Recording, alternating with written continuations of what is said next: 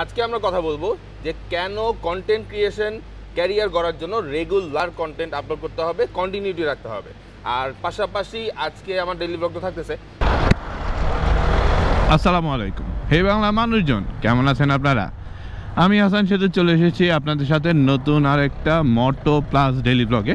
মোটো plus daily blog এই কারণ আমি আমার মোটো ব্লগিংয়ের পাশাপাশি চেষ্টা করি এই লাল লাল কৃষ্ণচূড়াওয়ালা ওয়েদার থেকে শুরু করে সব কিছু আপনাদেরকে দেখাইতে। ব্যাপারটা হচ্ছে আমার আশেপাশে আকর্ষণীয় যে ব্যাপারগুলো থাকে সবগুলো সহ অ্যাটাচ করার জন্য চেষ্টা করি, আর আমার মোটো লাইফ আপনাদের সাথে শেয়ার করার জন্য চেষ্টা করি। আচ্ছা, যেই টপিকটা প্রথমেই বললাম সেটা হচ্ছে কেন ভিডিও কন্টিনিউয়াস আপলোড করতে হবে। এটা যদি আমি আপনাদেরকে জিজ্ঞেস করি তাহলে আপনারা এক কথা বলবেন যে কন্টেন্ট ক্রিয়েশন ক্যারিয়ার বানানোর জন্য, রেগুলার বেটার ভিউ পাওয়ার জন্য। এখানে অনেকগুলো রিজন আছে, বাট এই ব্যাপারটা একটা ওপেন সিক্রেট। এই ব্যাপারটা আমরা অনেকেই জানি যে রেগুলার কন্টেন্ট আপলোড করতে হবে, বাট অনেকেই বলতে কি সবাই জানি, বাট কেউই আমরা এই জিনিসটা পাই না। একটা সময় ছিল যে মান্থলি একটা কন্টেন্ট আপলোড করলে হয়ে যাইতো। এরপরে একটা সময় আসলো উইকলি একটা কন্টেন্ট আপলোড করলে এনাফ। বড় বড় কন্টেন্ট ক্রিয়েটাররা আমরা দেখতাম উইকলি একটা কন্টেন্ট আপলোড করে। এরপর একটা সময় আসলো যে ডেইলি একটা করে কন্টেন্ট আপলোড করে। রিসেন্টলি আমি কয়েকদিন আগে দেখলাম একজন ওয়ার্ল্ড রেকর্ড করছে, প্রতিদিন 17-18টা করে কন্টেন্ট আপলোড করে। নামটা ঠিক মনে নেই, বাট আপনারা সার্চ করলে পাবেন যে অলরেডি সে মানে ভিউ নাই, but say regular content upload করে সারাদিনে। মানে আমি জানি না হাউ, যাক হোয়াট এভার, মেইন ফ্যাক্ট ওটা না। ফ্যাক্ট হইতেছে যে কন্টিনিউয়াস আপলোড করা বা কন্টেন্ট ক্রিয়েশনে কন্টিনিউটি রাখা, এই যে ব্যাপারটা আছে, এই ব্যাপারটা কেন বা কী কী এক্স্যাক্ট রিজন, এই জিনিসগুলো নিয়ে আজকে কথা বলবো। আর এটা হইতেছে যে আমরা টোটাল 15টা মিস্টেক করি যারা কন্টেন্ট ক্রিয়েটাররা আছে। আমি এর আগে একটা ভিডিও আপলোড করছি, উপরে দেওয়া আছে। ওইটার একটা প্রথম মিস্টেক যে আমরা কন্টিনিউটি মেনটেন করি না। তো কেন করি না এবং কেন করব, এই জিনিসগুলো নিয়ে আমি আলোচনা করব। এই 15টা যেই টপিক আছে, এই 15টা টপিকে নিয়ে ইলাবোরেটলি আমি ডিসকাস করব আমার পরবর্তী 15টা কন্টেন্টে। আর সেই কারণে আজকে প্রথম এপিসোড আপনারা উপরে দেখতে পাচ্ছেন যে এপিসোড 1। এরকমভাবে আমি 15টা টপিক নিয়ে ডিসকাস করব আমার এক্সপিরিয়েন্স থেকে, এবং আপনাদের সাজেশন চাইবো, আপনাদের কথাবার্তা শুনবো, একসাথে মিলে আলোচনা করে আসলে আমরা এই 15টা মিস্টেককে প্রিভেন্ট করার জন্য চেষ্টা করব। এবং এই 15টা মিস্টেক প্রিভেন্ট করার জন্য, প্রত্যেকটা মিস্টেক প্রিভেন্ট করার জন্য কী কী দরকার, কীভাবে আমরা ইমপ্রুভ করব, কী কী করব, এই সব কিছু নিয়েই আলোচনা করব। তো আজকের প্রথম এপিসোডে আপনাদের সবাইকে স্বাগতম। 15টা মিস্টেক যদি আপনারা একসাথে দেখতে চান তাহলে উপরে আই বাটনে দেওয়া আছে, ক্লিক করে দেখতে পাবেন, অথবা আমার ডিসক্রিপশনে দেখতে পাবেন, অথবা আমার এই ভিডিওর 1-2 দিন আগে মোস্ট প্রবাবলি আপলোড হয়েছে, ওখানেও দেখতে পাবেন। 1 নম্বর রিজন হচ্ছে আপনি যখন কন্টিনিউয়াস ভিডিও আপলোড করবেন, প্রতিদিন ভিডিও বানাবেন বা একদিন পর পর 2 দিন পর পর ভিডিও বানাবেন, বাট যেই স্ট্রাকচারটাই হোক না কেন সেটা রেগুলার হইতে হবে। হ্যাঁ, সেটা হতে পারে 2 দিন পর পর আপনি একটা ভিডিও আপলোড করবেন, সেম টাইমে আপলোড দেওয়ার জন্য চেষ্টা করবেন। আর সেটা হতে পারে প্রতিদিন আপনি ভিডিও আপলোড করবেন, সেম টাইমে দেওয়ার জন্য চেষ্টা করবেন। তো যেটাই করেন না কেন এই জিনিসটা আপনার রেগুলারিটি মেনটেন করতে হবে। তো এটা করার অন্যতম একটা কারণ হইতেছে আমরা সবাই কিন্তু আসলে কথা বলতে পারি না, বাট কন্টেন্ট বানাইতে চাই। অনেক মানুষজন আছে আসলে কথা বলতে পারে না। আসলে কেউ আছে যে জন্মের পর থেকে ভালো কথা বলতে পারে, কেউ আছে যে আসলে প্র্যাকটিস করতে করতে তার ভালো কথা আসে। আচ্ছা, আমাদের প্রাইভেট ভার্সিটি প্লাস এখন পাবলিক ভার্সিটিতেও প্রচুর পরিমাণে প্রেজেন্টেশন হয়। এই প্রেজেন্টেশনগুলো কেন হয় বলেন তো? কোনো টপিকের জন্য? কেউ কি বলতে পারবেন এটা? না, টপিকের জন্য না।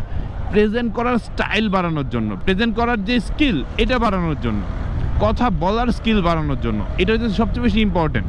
আমরা একটা আননোন মানুষের সামনে কোনো কিছু একটা প্রেজেন্ট করব বা আননোন মানুষের সামনে কোনো কিছু একটা বলবো, এটা কিন্তু একটা স্কিল। হ্যাঁ, এখন আপনারা বলতে পারেন যে ভাই এটা কোনো কথা হইলো, আমরা বন্ধু বান্ধবের লোক অনেক কথা কই, অনেক আড্ডা মারি। ভাই, ওই বন্ধু বান্ধবের সাথে কথা বলা আর আপনি একটা আননোন পার্সনের সামনে, যেমন এই আমি আপনাদের সামনে কথা বলতেছি, আমি কিন্তু জানি না আপনারা কারা, বাট আমি আপনাদের সামনে কথা বলতেছি, আপনারা আননোন, বাট আপনাদের সামনে আমি কথা বলতেছি, এটা কিন্তু একটা স্কিল আছে। এটা কিন্তু অটোমেটিকলি বাই বর্ন আসে নাই, এটা কিন্তু প্র্যাকটিস করতে করতে করতে করতে কথা বলতে বলতে বলতে বলতে বলতে বলতে আসছে। তেমনি আপনি যদি কন্টেন্ট ক্রিয়েটর হতে চান বা এই ক্যারিয়ারে এস্টাবলিশ হতে চান, তাহলে আপনারও কিন্তু এই কথা বলার স্কিল ডেভেলপ করতে হবে। আর এই স্কিলটা যদি আপনি উইকলি একটা ভিডিও বানায় ডেভেলপ করতে চান তাহলে এটা একটু কঠিন, একটু না অনেক বেশি কঠিন এই সময়ের কম্পিটিশনে। তাই প্রতিদিন যখন আপনি ভিডিও বানাবেন, প্রতিদিন যখন আপনি অনেক অনেক কথা বলবেন আপনার অডিয়েন্সের সাথে, ক্যামেরার সামনে বা ক্যামেরার পেছনে, যেভাবে বলেন না কেন, তখন কিন্তু আপনার কথা বলার স্কিল খুব ফার্স্ট ডেভেলপ হবে। সুতরাং প্রতিদিন ভিডিও বানাতে হবে কথা শেখার জন্য, কথা বলার জন্য, অপরিচিত মানুষের সাথে, যে কোনো জায়গায়, যে কোনো সময়, যে কোনো পরিস্থিতিতে। ভিডিওর স্টার্টিং ক্লিপের দিকে আপনারা দেখছিলেন যে আমি হাতা ফোল্ড করে রাখছি, এর পরের ক্লিপে দেখছেন যে হাতা আবার খুলে ফেলছি। এটা রিজন অলরেডি বুঝতে পারছেন, কারণ যেই প্রচণ্ড রোদ 4-5 মিনিট পরে আমি বুঝতে পারছি যে আমার স্কিন জ্বলতেছে, লিটারালি জ্বলতেছে। আল্লাহ সেফ রাখুক। একদম প্রয়োজন ছাড়া এই রোদে বের হবেন না, রোদে পুড়েন না, যথাসম্ভব ছায়া দিয়ে চলার চেষ্টা করুন, যথাসম্ভব চেষ্টা করুন স্কিন বডি বা যে কোনো জায়গায় যেন রোদ কম লাগে। পরবর্তী টপিক যেটা, সেটা হইতেছে আপনি যদি রেগুলার কন্টেন্ট ক্রিয়েট করেন তাহলে আপনার এডিটিং স্কিল আপগ্রেড হবে। প্রথম দিকে আমি যখন ভিডিও এডিট করতাম তখন আমার 2-3 ঘন্টা লাগতো এই ধরনের ভিডিওগুলো একটা এডিট করতে। এর পরবর্তীতে এখন কিন্তু আমার সেই সময়টা চলে আসছে 30 থেকে 40 মিনিটে, এবং এটা কিন্তু আরও কমবে। হ্যাঁ, আমি বিভিন্ন জিনিসপত্র যদি এডিশন আনি, আরও আপগ্রেড করতে চাই, তখন হয়তো সময় বাড়বে, কিন্তু ঘটনা হইতেছে আপনি যত বেশি এডিট করবেন তত বেশি কিন্তু স্কিল আপনার ডেভেলপ হবে। আপনার ভিডিও কোয়ালিটি যেমন বাড়বে, সময়ও কিন্তু কম লাগবে। এখন অনেক কন্টেন্ট ক্রিয়েটার আছে, অনেক, ম্যাক্সিমাম মানুষজনই প্রথমে যেটা করে ক্যামেরা কিনে। ক্যামেরা কেনার পরে তারা যখন শ্যুট করে, অনেক ভিডিও শ্যুট করা আছে, বাট এডিটিং করার সময় নাই। এডিটিং করার যে পেইনটা, এত সময় লাগে এডিট করতে, এই পেইনটা তারা নিতে চায় না, বা অন্য কারো যদি এডিট করাবে সেটাও এফোর্ডেবল না, কারণ এখনকার সময়ে এক একজন এডিটরের প্রাইস হাই এর দিকে যাচ্ছে। তাই এডিটিং আরেকজনের দিয়ে করানো সম্ভব না, নিজেরটা নিজে করতে হবে। আর নিজের এত সময় নিয়ে, ধৈর্য নিয়ে এডিট করাটাও চ্যালেঞ্জিং। তাই ম্যাক্সিমাম মানুষজন দেখবেন গোপ্রো কিনে ঠিকই বেচাও দেয়। তাই গোপ্রো সেখানে কিন্তু প্রচুর পাওয়া যায়, কারণ তারা শখের বসে ক্যামেরা সবাই কিনে, কিন্তু শেষ পর্যন্ত এডিট করা হয় না, তাই ভিডিও পাবলিশ করা হয় না, কন্টেন্ট ক্রিয়েশনের এই দুনিয়ায় আসাও হয় না। তাই আমি বলবো যে আপনারা ক্যামেরা কেনার আগে এডিটিং নিয়ে কনসার্ন হন। তো আপনি যখন কন্টিনিউয়াস ভিডিও আপলোড করবেন, প্রতিদিন আপনার এডিট করতে হবে, আপনার দেখবেন এডিটিং স্কিল বাড়তেছে, আপনার দেখবেন সময় কমতেছে, মানে কম সময়ে এডিট করতে পারতেছেন। তো রেগুলার প্রতিদিন এই জিনিসটা স্কিল বাড়ানোর জন্য খুব বেশি ইম্পর্টেন্ট। আর আপনি যদি সপ্তাহে একটা ভিডিও বানান, সপ্তাহে একটা ভিডিও এডিট করেন, তাহলে ওই এডিটিং স্কিল আপনার আপগ্রেড হইতে হইতে আপনার নাতিপুতি এসে পড়বে, মানে অনেক লম্বা সময় লাগবে। এত লম্বা সময় এই কম্পিটিশনের মাঝখানে দেওয়া সম্ভব না। প্রতিদিন 1 ঘন্টা এডিটিংয়ের জন্য আই থিঙ্ক ফেয়ার এনাফ।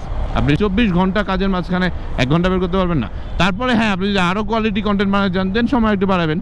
এখন যদি কোয়ালিটি কন্টেন্ট বানাতে চান, সময় তো একটু দিতে হবেই। তবে হ্যাঁ, আমি এটা বলবো যে প্রতিদিন যদি আপনারা ভিডিও এডিট করেন, তাহলে আপনার এডিটিং স্কিল খুব ফাস্ট হবে। এটার অনেক বড় একটা এক্সাম্পল আমি, এবং আর তার চাইতে বড় একটা এক্সাম্পল আমাদের তানিশা ইয়াসমিন ব্লগস। আমার ম্যাডাম যখন আগে এডিট করতো তার 2-3 ঘন্টা লাগতো, বাট এখন সে অনেক অল্প সময় এডিট করতে পারে, কারণ প্রতিদিন যখন কন্টেন্ট বানাচ্ছে এই স্কিল অটোমেটিকলি খুব দ্রুত আপগ্রেড হচ্ছে।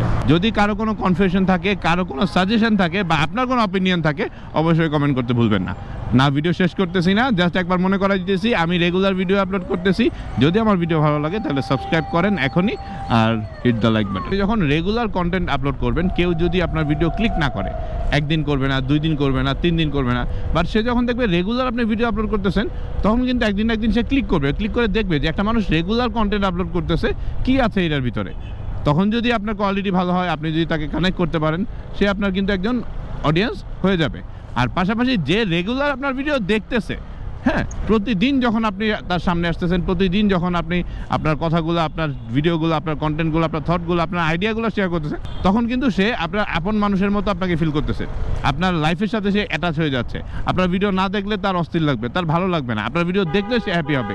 এই যে ব্যাপারটা, আপনার হ্যাপিনেসে সে হ্যাপি হবে, আপনার দুঃখে সে দুঃখ পাবে। কিরে ভাই, হর্ন দিয়ে উড়া লেতেছে, কি আছে সামনে, জ্যাম আছে? কিচ্ছু নাই, বাস যাইতেছে, ভ্যান যাইতেছে, হর্ন দিতেছে কেন? যাক, এই ধরনের মানুষগুলোও আছে যারা আসলে খুব ব্যস্ত। এরকম ব্যস্তও কিন্তু হওয়া যাবে না, অল্প অল্প করে অডিয়েন্স গ্রো করতে হবে। তো রেগুলার ভিডিও আপলোড করলে আপনার অডিয়েন্সের সাথে একটা কানেকশন হবে, একটা ফ্যামিলি বন্ডিং তৈরি হবে, একটা চেইন বিল্ড আপ হবে, একটা কানেকশন বিল্ড আপ হবে। এটা খুব বেশি ইম্পর্টেন্ট। তো এইটা বিল্ড আপ করার জন্য আপনার রেগুলার কন্টেন্ট আপলোড করা খুব বেশি ইম্পর্টেন্ট।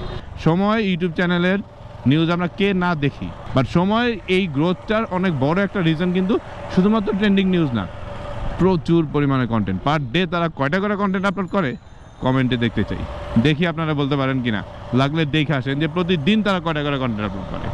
আর এর ভিতরে আরেকটা ব্যাপার আপনাদেরকে বলে দিই, আমি যেই চ্যালেঞ্জটা নিয়েছিলাম 30 দিনে 30 জন অপরিচিত মানুষকে মিনিমাম পানি বা ড্রিঙ্কস বা জুস কিছু একটা দিব ঠান্ডা, যেন তাদের তৃপ্তি লাগে। ব্যাপারটা হচ্ছে যে এটা অনেকেই করতেছে, এই জিনিসটা অনেকেই বলতেছে শো অফ, যেটাই হোক না কেন, শো অফ হোক আর ট্রেন্ডিংয়ের সাথে বাতাস লাগায়া চলা হোক, যেটাই হোক না কেন, উপকার তো হচ্ছে, কাজে তো লাগতেছে।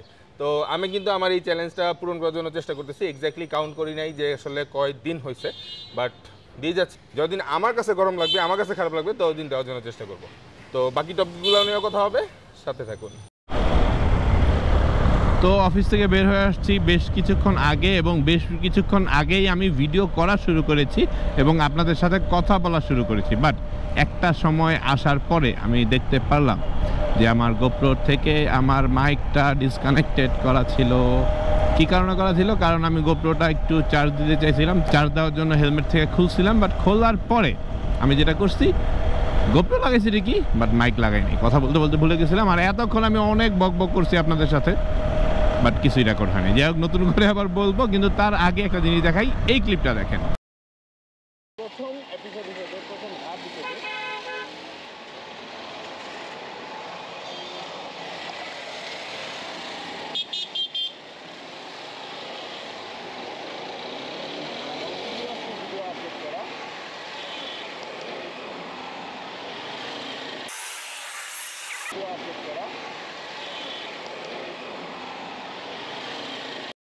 দেখছেন ক্লিপটা? আচ্ছা, এই ক্লিপটা আপনারা বলেন বাসের দোষ না বাইকারের দোষ? আগে কমেন্ট করেন দেখি, আপনাদের কাছে 5 সেকেন্ড সময় কমেন্ট করার জন্য। আচ্ছা ঠিক আছে, 5 সেকেন্ড সময় দেওয়া লাগবে না, কমেন্ট আপনারা করেন। বাট আমার মনে হয় এই জায়গায় দোষটা আমার, কারণ আসলে বাসের বাম পাশ থেকে ওভারটেক করাটা উচিত হয়নি। আমি ভাবছিলাম যেহেতু মাত্র প্যাসেঞ্জার নামাইছে, বাসটা স্লো থাকবে, আমি বের হয়ে যেতে পারবো, বাট এটা একটা ভুল ডিসিশন ছিল। আমার এই ডিসিশনটা নেওয়া ঠিক হয় নাই। স্বাভাবিকভাবে আমার মনে হয় যে ডান পাশ থেকে ওভারটেক করাটা সেফ, আপনি যদি ওভারটেক করতে চান। আর নয়তো বা আপনি এমনভাবে ওভারটেক করেন যেন আপনি যে গাড়ির চালক আছে সে যেন আপনাকে দেখে বা অ্যালার্ট হয়, তো ঝুঁকি নেওয়া যাবে না। বাট বাংলাদেশে আমরা বাইকাররা ম্যাক্সিমাম টাইমে বাম পাশ দিয়ে বেরোই, তো যার কারণে এই অভ্যাসটা রয়ে গেছে। বাট এটা একটা বদ অভ্যাস, ওভারটেক করার সময় অবশ্যই ডান পাশ থেকে ওভারটেক করা উচিত, বাম পাশ থেকে না। তো বিশাল একটা জ্যাম পার করে আপনাদের সাথে কথা বলতেছি এবার। আর আমার মনে হয় আপনি যদি রেগুলার ভিডিও আপলোড করতে চান কোনো কাজের পাশাপাশি, মনে করেন আপনি জব করতেছেন, ব্যবসা করতেছেন, অথবা আপনি স্টুডেন্ট, যে আপনার হাতে সময় একটু কম আছে, তাহলে আমি মনে করি প্রথম পর্যায়ে যেটা আমি করেছিলাম, যেটা হচ্ছে মোবাইল এডিটের উপরে ভরসা করা। ল্যাপটপ পিসিতে না বসে মোবাইল এডিটের উপরে যদি আপনি ভরসা করেন, যে মোবাইলে অনেক অ্যাপস আছে এখন, ক্যাপকাট খুব ইউজার ফ্রেন্ডলি, খুবই ইজি, কম বেশি সবাই ক্যাপকাটের কাজ পারে। তো আপনারা চাইলে মোবাইল এডিট দিয়ে শুরু করতে পারেন। আমি সাজেস্ট করবো আপনারা প্রথমে মোবাইল এডিট দিয়ে শুরু করেন। যদি আপনি অন্য প্রফেশনে থাকেন, অন্য জায়গা থেকে সময় বের করা আপনার জন্য কঠিন হয়ে থাকে, তাহলে আমার মনে হয় আপনি খুব ইজিলি রেগুলার ভিডিও আপলোড দেওয়ার ব্যাপারটায় অ্যালাইন হতে পারবেন।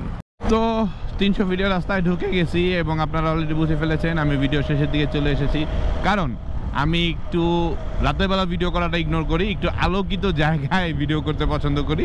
তো যেহেতু পুরো রাস্তা ম্যাক্সিমাম অন্ধকার ছিল আর গোপ্রোতে ডার্ক ক্লিপ একটু বাজে আসে আর কি, ভালো লাগে না। মোট কথা যাই হোক, এই আলোতে আমি ভিডিও শেষ করবো। তবে শেষ করার আগে আমার এই যেই সিরিজটা আমি শুরু করছি, প্রত্যেকটা এপিসোড এক একটা টপিক থাকবে, যে টপিকগুলো আসলে আমাদের কন্টেন্ট ক্রিয়েটরদের মিস্টেক, এবং যে মিস্টেকগুলোকে যদি আমরা দূরে সরায় ইমপ্রুভ করতে পারি, তাহলে আসলে একটা প্রফেশনাল কন্টেন্ট ক্রিয়েটারের ক্যারিয়ার বানানো সম্ভব। পুরো 15টা মিস্টেক যদি আপনি দেখতে চান, তাহলে উপরে আই বাটনে দেওয়া আছে। আর প্রত্যেকটা মিস্টেক সম্পর্কে আমার কথার পাশাপাশি আপনাদের কোনো সাজেশন আছে কিনা, আপনাদের কোনো মতামত আছে কিনা, অবশ্যই জানাতে ভুলবেন না। আমি হাসান সেতু আজকে আপনাদের কাছ থেকে বিদায় নিচ্ছি। আবারও চলে আসবো যে কোনো জায়গায় যে কোনো সময় ক্যামেরা অন করে। সে পর্যন্ত ভালো থাকবেন, সুস্থ থাকবেন, আর সাবধানে বাইক চালাবেন। আর আসলে যদি সিরিয়াসলি কন্টেন্ট ক্রিয়েটর হিসেবে নিজের ক্যারিয়ার বানাতে চান, তাহলে সিরিয়াসলি কাজ করে, কোনো কিছুই অটোমেটিকলি হবে না, কাজ করলেই আপনি আসলে ফিডব্যাকটা পাবেন। আল্লাহ হাফেজ।